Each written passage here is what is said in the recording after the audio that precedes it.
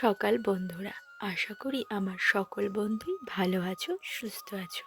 আমিও ভালো আছি। তো দেখো, সকালবেলায় বাসি কাজকর্ম করে তারপর বাবুকে ঘুম থেকে তুললাম। ওর শরীরটা এখন অনেকটাই ভালো আছে, কিন্তু আজকে না খুব ঠান্ডা ঠান্ডা আবহাওয়াটা আছে। তাই যাতে ঠান্ডা না লেগে যায় এর জন্য ওকে ফুল হাতা জামা প্যান্ট দুটোই পরিয়ে দিলাম। তারপর ওকে ব্রাশ করিয়ে দেব, সকালের জলখাবার খাইয়ে দেব, তারপর ওষুধপত্রও আছে। তো বাবুকে ওষুধপত্র সব খাইয়ে তারপর আবার আসছি তোমাদের সামনে ওকে নিয়ে। তো ততক্ষণ তোমরা ভিডিওটা প্রথম থেকে শেষ পর্যন্ত স্কিপ না করে দেখো, দেখবে তোমাদের দেখতে খুবই ভালো লাগবে। আমি না কালকে যে ভিডিওটা পোস্ট করেছিলাম সেটা যখন আমি অন্য ফোনে দেখলাম, তখন দেখলাম তার কমেন্ট সেকশনটা অফ করা আছে। এটা তো মায়ের ফোন, তাই আমি এই ফোনটা ঠিকঠাক কাজকর্ম করতে পারছি না, তাই তোমরা কমেন্টও করতে পারছো না। তোমরা যারা যারা আমার ভিডিওটা দেখছো তারা একটা করে লাইক করে দিও, তাহলেই আমি বুঝতে পারবো যে তোমরা ভিডিওটা পছন্দ করেছো। আর যদি ভালো লাগে তাহলে চ্যানেলটাকে সাবস্ক্রাইব করে আমার মিষ্টি পরিবারের মিষ্টি সদস্য হয়েছেও। তো দেখো, সকালের আবহাওয়াটা বেশ ভালোই ঠান্ডা ঠান্ডা আছে। আমি চলে এলাম এখন রান্নাঘরে। বাবুকে ব্রাশ করানোর পর ওকে খাওয়াতে হবে, আর চাটা গরম করে বিষ্ণুর বাবাকে দিয়ে দিই। আর বাবুর জন্য আমি হরলিক্স বানিয়ে দেব। ওকে হরলিক্স বিস্কুট সকালবেলায় খাওয়াই। তো হরলিক্স বিস্কুট খাওয়ানোর জন্য প্রথমে আমি দুধটাকে গরম করে নিই, তারপর দুধটাকে আমি ছাঁকনা দিয়ে ছেঁকে নিই। কেন বলো তো? কারণ বাবু না দুধের মধ্যে যদি সর থাকে তাহলে একটুকুনও খেতে পারে না।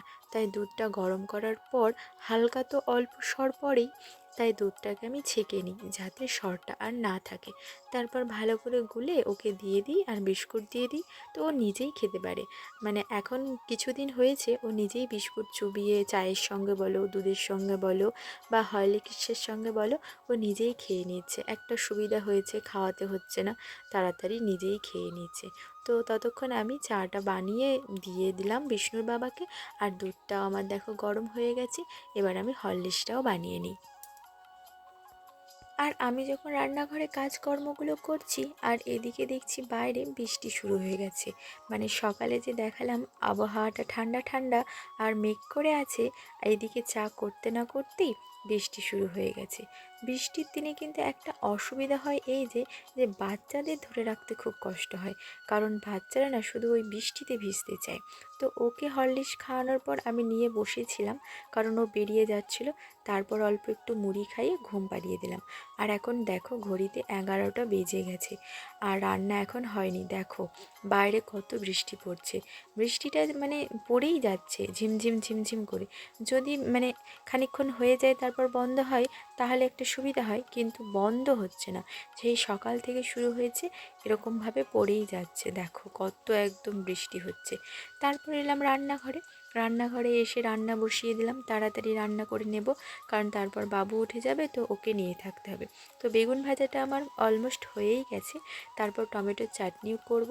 আলু কেটে রেখেছি, এদিকে কেটে রেখেছি কাঁঠাল।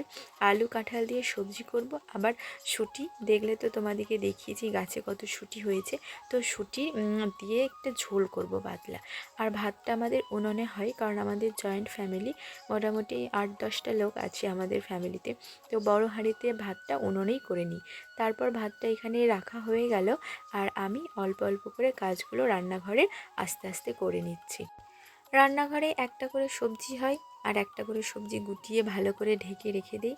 আবার একটা সবজি বসাই, আর যদি সবজি কাটা না থাকে তখন একটা সবজি রান্না করতে বসিয়ে আর একটা সবজি কাটতে শুরু করি। এভাবেই গুছিয়ে গুছিয়ে কাজগুলো করে নিই। আর ভাতের ঢাকনাটা এখন খুলে রেখেছি, যদি ঢেকে দিই না তো ভাতটা না গলে যায়, তাই ভাতটা খানিক ভাপটা ছেড়ে যাবে, তারপর ভাতটা আমি ঢেকে নেব। আর আজকে বৃহস্পতিবার, দেখো বাবু কি কাণ্ড করেছে। বাইরে গেছে, তখন মাছবেলা এসেছিলো, একটা মাছ নিয়ে চলে এসছে। তো ওই মাছটাই ওর জেঠিমা কেটে ধুয়ে তারপর ভালো করে ভেজে দিচ্ছে। বাচ্চারা মাছ ভাজাটা খেয়ে নেবে। আর গ্যাসে করলাম না, কারণ বৃহস্পতিবারের সবই তো নিরামিষ তোমরা জানো, তার জন্য আর গ্যাসে মাছটা লাগালাম না। তো উনুনে ভাত হবার পরে দিদিভাই মাছটা ভেজে দিল, আর আমার রান্নাও হয়ে গেছে। আর বাবু উঠে গেছে, ওকেও হাত পা ধুয়ে মুছিয়ে পরিষ্কার করে ওর জন্য ভাত আর মাছ ভাজা সবজি অল্প নিয়ে চলে এলাম। ওকে এবার খাইয়ে দেব, তারপর ওর সঙ্গে একটু খেলাধুলা করতে হবে, কারণ বাইরে এখনও বৃষ্টি পড়ছে। বৃষ্টি কিন্তু বন্ধ হয়নি। আর এই দেখো এই যে ওই কাঠঘরটা ছিল সেই কাঠগুলো এখানে রাখা হয়েছে, বৃষ্টিতে ভিজে যাবে বলে ওগুলো ঢেকে রাখা হয়েছে। আর এদিকে অনন্যারও স্নান হয়ে গেছে, ও এবার খাওয়া দাওয়া করবে। আর এদিকে এখন বৃষ্টিটা একটু বন্ধ হয়েছে। বৃষ্টি বন্ধ হওয়ার সাথে সাথেই বাবু দেখো বাইরে চলে এসছে, এতক্ষণ উঠোনে তো নামতে পারিনি, তাই বৃষ্টি বন্ধ হয়েছে আর উঠোনে নেমে ও এখন খেলবে। ওখানটা মানে কী যে করবে আমি তো বুঝতেই পারছি না, বলছে ব্রাশের মধ্যে কলগেট লাগিয়ে দাও। তো ওকে ব্রাশের মধ্যে কলগেটটা লাগিয়ে দিলাম, তারপর ও কী করলো দেখো, ব্রাশের মধ্যে কলগেটটা নিয়ে ও চলে গেল ওই যে ওই লোহার ডাঁটটা পড়ে আছে না, ওটাকেও ব্রাশ করাবে। আর দেখো আবহাওয়াটা এখন একটু পরিষ্কার হয়েছে, মেঘটা মানে ছেড়েছে কিন্তু বৃষ্টি ছাড়বে না, কারণ মাঝে মধ্যে মেঘ করে আছে, মানে আবার অল্প সময় পর হয়তো বৃষ্টি হবে।